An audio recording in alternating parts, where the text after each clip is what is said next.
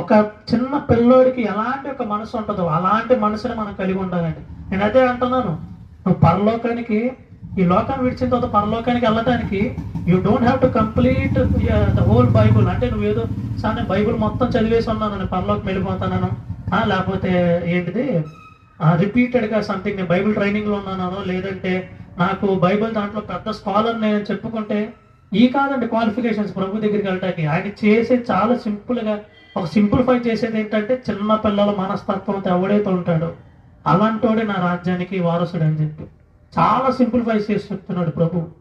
Pastor గారు చెప్పిన example నాకు ప్రతిసారి బలి పనిపోతుంది. అది చాలా అక్కడ మనం ఎట్టా అంటే, మా ఎగ్జామ్ 100 మార్కులకైతే 90 మార్కులు వచ్చేదాకా కష్టంగా తెగ ప్రయత్నిస్తాం, కానీ ప్రభువు కోరుకుంటుంది పాస్ మార్క్స్. అలా అని చెప్పి రాకూడదని కాదు, కానీ మినిమం పాస్ మార్క్స్.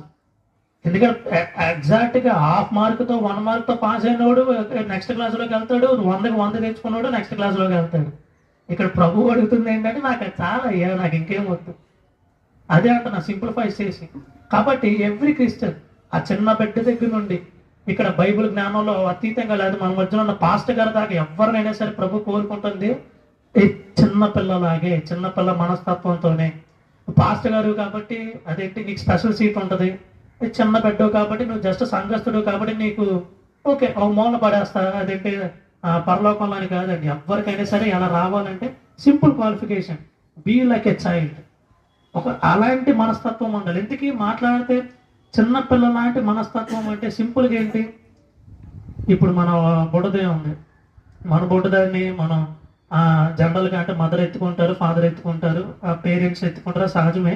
వీళ్ళు కాకుండా బయట వాళ్ళు ఎవరైనా ఎత్తుకున్నప్పుడు కూడా అలవాటు ఉన్న పిల్లలు మామూలుగా వచ్చేస్తారు.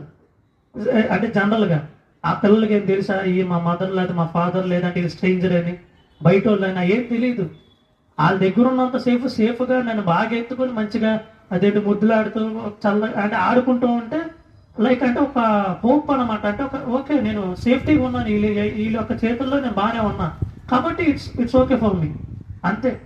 ఆ పెద్దోళ్ళలాగా వీళ్ళు స్ట్రేంజర్స్ కాబట్టి వీళ్ళకి దూరంగా ఉండాలి, లేకపోతే అదే అని ఏదేదో చూడరండి. They will trust very simply, చాలా ఈజీగా ట్రస్ట్ చేస్తారు. ప్రభు కూడా మన దగ్గర నుంచి కోరుకుంటుంది అదే, you have to trust me like a child. నువ్వు కూడా నన్ను చిన్న పిల్లల్లాగే ట్రస్ట్ చేయాలి. ఏదంటున్నా ఇప్పుడు తండ్రి వెళ్ళి దానా అంటే, ఇప్పుడు మన చెల్లిని ఒకేసారి అదేంటి అన్న చేతులకు ఏదైతే క్యాలిక్యులేషన్స్ ఆయన ఆపుతాయండి ఎగిరే ముందు. ఫిజిక్స్ కెమిస్ట్రీ వేసి ఓకే ఒకవేళ ఎగిరేటప్పుడు కాలు జాడతాను మొహం పగిలితే కింద, ఇన్ని క్యాలిక్యులేషన్స్ కెమిస్ట్రీలు వాడదు. ఓకే నా తండ్రి ఉన్నాను